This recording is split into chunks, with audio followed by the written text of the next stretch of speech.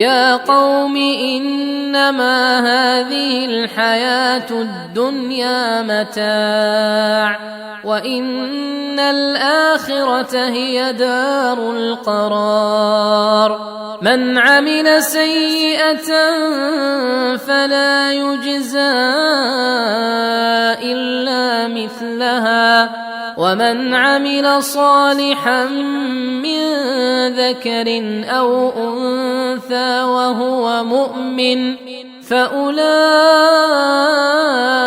يدخلون الجنة يرزقون فيها بغير حساب.